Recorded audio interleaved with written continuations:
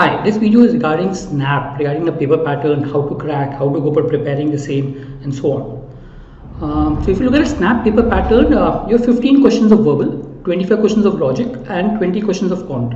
So logic has a maximum weightage. There is no sectional cutoff, there is no sectional time limit.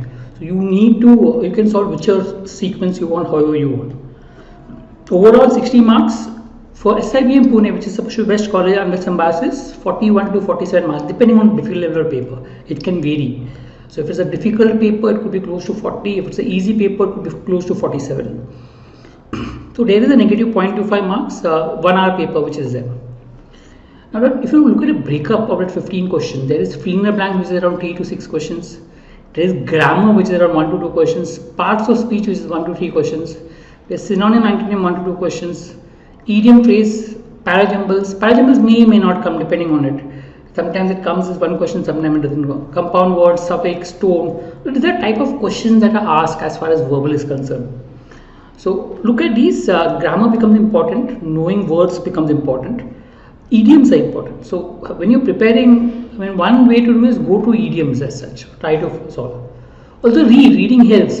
Normally when you solve grammar and other things, if you've read the sentence properly, you understand how the words are used, and normally helps in fill in the blanks and grammar. Also solve verbal exercises. So you solve verbal exercises, whatever mistakes that you do, put it in a book so that you can go through it. That's a good way of learning verbal. So you can keep solving verbal exercises and know what the mistakes that you commit.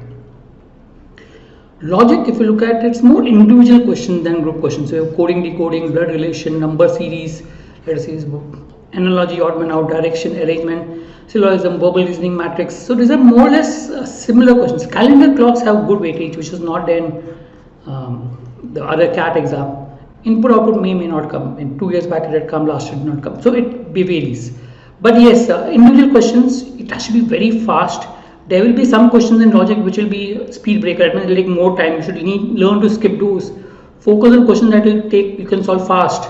And accuracy is important. This is where you're going to get more marks, purely because it's a little easier in the quant and higher weightage. So most of your marks has to come. Also among these, verbal reasoning has a very high weightage. Okay, verbal reasoning is high weightage even in NMAT. So preparation for both, you can go simultaneously. So focus on that. Out of 25 questions, verbal reasoning, the accuracy in verbal reasoning could be a little low, but verbal reasoning becomes important. So that means you need to focus on preparing for verbal reasoning, because there are huge number of questions on that. That is assumptions, conclusions, etc.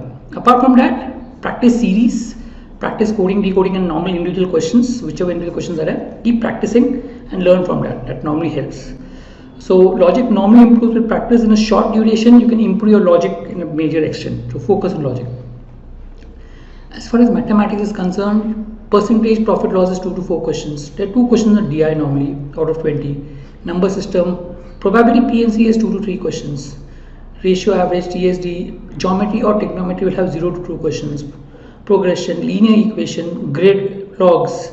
So these are type of questions, topics which you need to prepare. So focus on those topics, focus on the easier level of topics. If you look at focus on arithmetic, because arithmetic has a higher weightage. Also practice level 1 sums, the easier sums, because in the exam level 2 sums you may not even have time to solve. It's a speed based test, you have to be fast. So if your quant is strong, then you can do level 2 sums, then maybe you can solve that in lesser time. But if you're not good at quant, then focus only on level 1 sums while solving the paper. Right? We do have courses for CAT, right from interview preparation, CET, SNAP, GMAT, etc. If you're interested, you can contact us. All the best for the exam.